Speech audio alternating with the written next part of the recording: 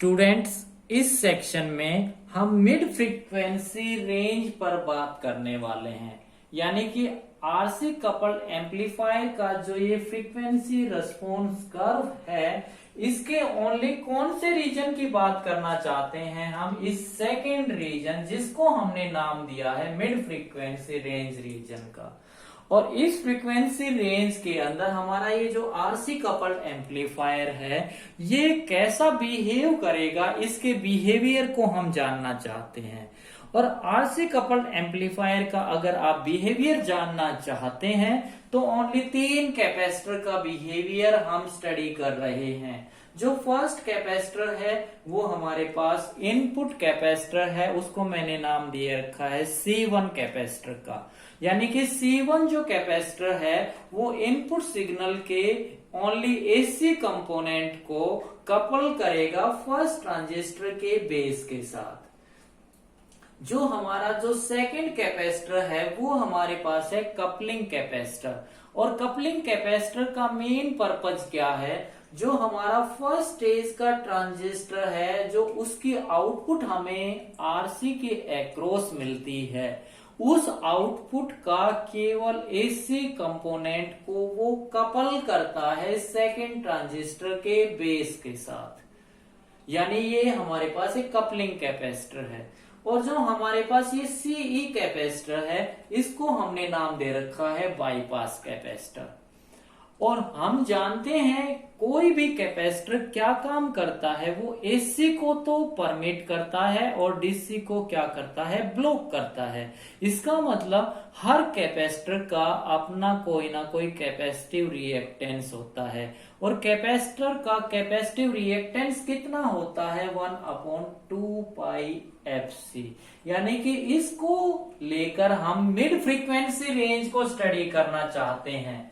अगर आपको mid frequency region को स्टडी करना है तो मेरा first region and third region के लेक्चर को समझना बहुत जरूरी है। मिड फ्रीक्वेंसी रेंज रीजन हमें तभी समझ में आएगा।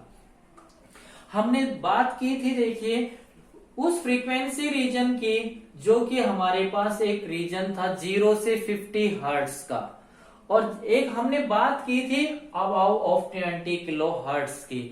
अब हम बात करने वाले हैं 50 हर्ट्ज एंड 20 किलो हर्ट्ज के बीच में हमारा ये आरसी कपल्ड एम्पलीफायर कैसा बिहेव करेगा। यानी कि फ्रीक्वेंसी बहुत कम से मैं चलूंगा, और कहां तक चलूंगा? 20 किलो हर्ट्ज तक चलूंगा, जो कि हमारी ऑडियो फ्रीक्वेंसी रेंज है। यानी कि इस फ्रीक्वेंसी रेंज के अंदर हमारी जो वोल्टेज गेन है वो कैसी आती है? यूनिफॉर्म आती है। वो ना तो इंक्रीज करती ना डिक्रीज करती, ऐसे कांस्टेंट आती है। यानी कि हम उसको बात स्टडी करने वाले हैं। जैसे उसके ऊपर मैं बात कर रहा हूं तो हमने फ्रीक्वेंसी को देखो, जैसे जैसे इंक्रीज करेंगे, फ्रीक्वेंसी को मैं इंक्रीज करूंगा तो क्या होगा? फ्रीक्वेंसी को मैं इंक्रीज करूंगा तो हमारा कैपेसिटिव रिएक्टेंस जो है उसकी वैल्यू ये इंक्रीज करेगी थी, डिनोमिनेटर इंक्रीज करेगा, और ये पूरा का पूरा फैक्टर क्या होगा? इसके इंक्रीज करने से कम होगा, लो होगा। यानी कि हमें ये चेक करना है बस। यहां पर देखिए, ये कम होगा, इसके कम होने से क्या होगा? इसके बेस के ऊपर मोर करंट जाएगा। मोर करंट जाने से हमारी ओवरऑल वोल्टेज गेन क्या करेगी? इंक्रीज करेगी। यानी कि फर्स्ट कंसेप्ट मिला मेरे पास। फ्रीक्वेंसी को इंक्रीज करने से, फ्रीक्वेंसी को जैसे जैसे मैं इंक्रीज करूंगा तो क्या होगा? मेरी वोल्टेज गेन जो है, एवी जो है, वो क्या होगी? इंक्रीज करेगी, इंक्रीज करेगी। लेकिन साथ में कौन सा अफेक्ट होगा? देखो, इसकी वैल्यू लो होने से कौन सा अफेक्ट आएगा? ये अगर लो होगा तो इस आउटपुट का जो एसी कंपोनेंट है उसका मोर एंड मोर पार्ट, ज्यादा से ज्यादा हिस्सा किसके ऊपर कपल होगा? इसके बेस के ऊपर कपल होगा। यानी कि एक लोडिंग अफेक्ट आएगा, जो कि मैं अभी समझा चुका हूं। और लोडिंग अफेक्ट क्या कहता है? लोडिंग अफेक्ट हमेशा क्या करता है? जो voltage level of A voltage source को क्या कर देता है, रिड्यूस कर देता है। यानी कि वोल्टेज सोर्स, ये जो वोल्टेज सोर्स बनेगा इसकी वोल्टेज लेवल को वो रिड्यूस कर देगा, और वोल्टेज लेवल के रिड्यूस करने से और वोल्टेज गेन क्या कर जाएगी, रिड्यूस कर जाएगी, कम हो जाएगी। इसका मतलब एक केस में तो वोल्टेज गेन बढ़ेगी और दूसरे केस में लोडिंग इफेक्ट की वजह से वोल्टेज गेन क्या करेगी, डिक्रीज करेगी।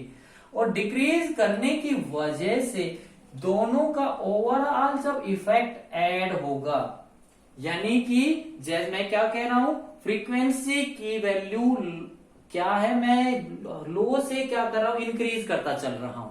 अगर फ्रीक्वेंसी की वैल्यू मेरी हाई होती चल रही है तो कैपेसिटिव रिएक्टेंस क्या होता चल रहा है, लो होता चल रहा है। लो होता चल रहा है तो बेस के ऊपर मोर एसी सिग्नल कंपोनेंट आएगा, वोल्टेज गेन इंक्रीज करेगी। लेकिन इसका क्या होगा, सीसी कैपेसिटर का जो कपलिंग कैपेसिटर है उसका कैपेसिटिव रिएक्टेंस लो होगा, तो यहां से क्या होगा, ये आउटपुट के एसी कंपोनेंट को, मोर एंड मोर कंपोनेंट को क्या करेगा, आगे पास करेगा। तो इसके बेस के ऊपर ज्यादा बेस करंट आएगा और कौन सा अफेक्ट कर जाएगा, लोडिंग अफेक्ट आ जाएगा। और लोडिंग अफेक्ट की वजह से क्या होगा, हमारी वोल्टेज गेन क्या होगी, रिड्यूस होगी, यानी कि रिड्यूस कर जाएगी, यहां पर कम हो जाएगी। अगर रिड्यूस होगी तो एक केस में वोल्टेज गेन बढ़ी, दूसरे केस में वोल्टेज गेन रिड्यूस हुई, तो ओवरऑल वोल्टेज गेन क्या रहेगी, हमेशा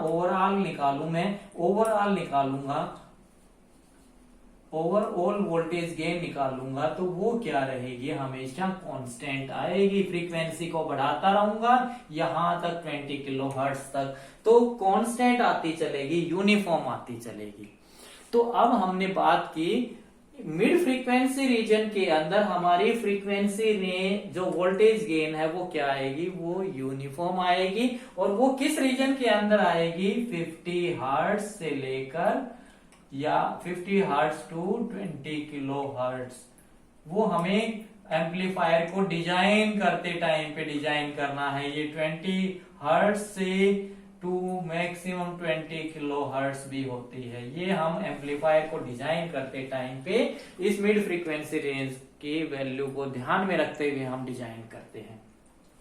तो हमारी lower cut off frequency and high cut off frequency हमने डिफाइन कर ली है। लोअर कट ऑफ फ्रीक्वेंसी वो फ्रीक्वेंसी होती है जिस फ्रीक्वेंसी के ऊपर हमें क्या मिलता है, डिस्टोर्शन लेस एम्प्लीफिकेशन मिलता है। और डिस्टोर्शन लेस एम्प्लीफिकेशन हमें किस फ्रीक्वेंसी के ऊपर जाकर मिलता है, उस फ्रीक्वेंसी के ऊपर मिलता है जिस फ्रीक्वेंसी के ऊपर हमें वोल्टेज गेन कितना मिले, अपनी मैक्सिमम वैल्यू का 1/√2 टाइम मिले। यानी कि कितना मिले, ये 0.707 AM मिले। यानी कि कितना मिले, 77.7% ऑफ मैक्सिमम वोल्टेज गेन मिले।